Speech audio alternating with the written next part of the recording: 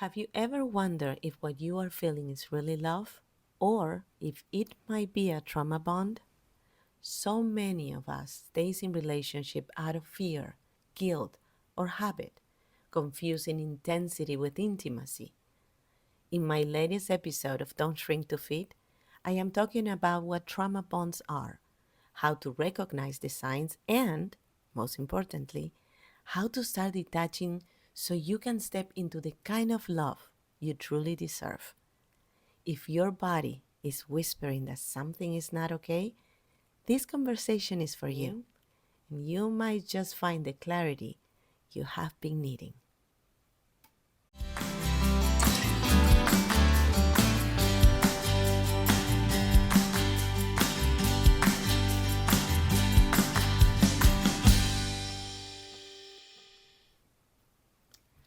Hello, my beautiful friends, and welcome back to Don't Shrink to Fit podcast.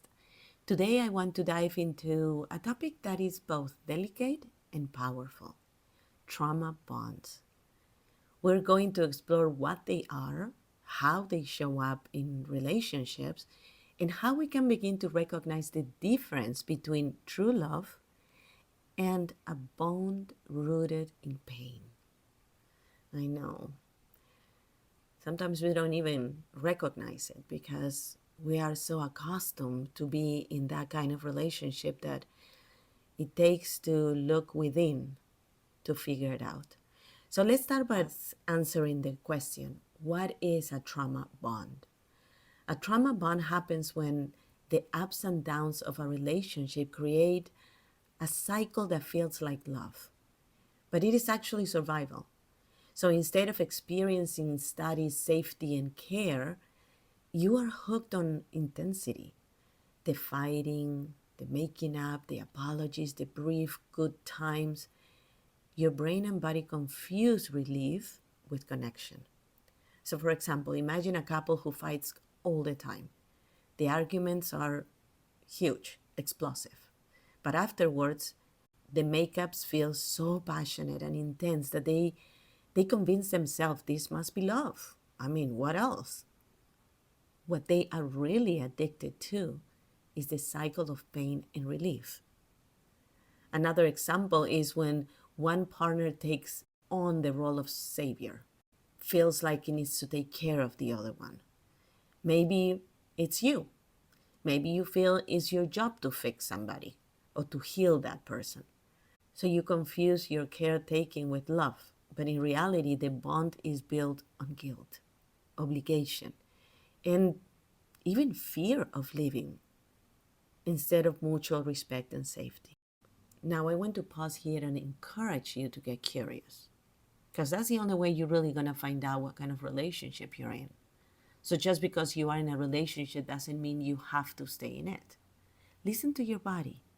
If your body is whispering or maybe screaming that something is not right, pay attention.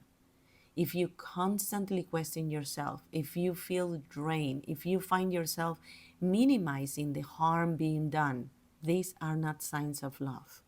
They are signs of trauma bonds. So I want to invite you to ask yourself, why am I in this relationship? Why am I staying? Is it guilt? Is it fear? Is it obligation? Or is it truly love? Love that feels safe, consistent, and nurturing. Breaking free is not easy, but it's possible. It starts with awareness, right? To recognizing all those signs that we're talking about. It continues with boundaries, when you set your limits, with support, and rebuilding your sense of worth. Healing is a process. It doesn't happen overnight, but every small step is reclaiming your power. So here's the deal, my friends. Remember this. Love should not feel like chaos. Love should not leave you questioning your worth. True love feels like home, not like a battlefield. If something inside of you is telling you it's time to look deeper, trust that voice. Thank you all for listening to the Don't Shrink to Fit podcast. If you like this episode, please write a juicy comment below and subscribe to my podcast. Remember, we can only fly if we embrace each other. Until next week, be happy, be safe, and be kind to yourself.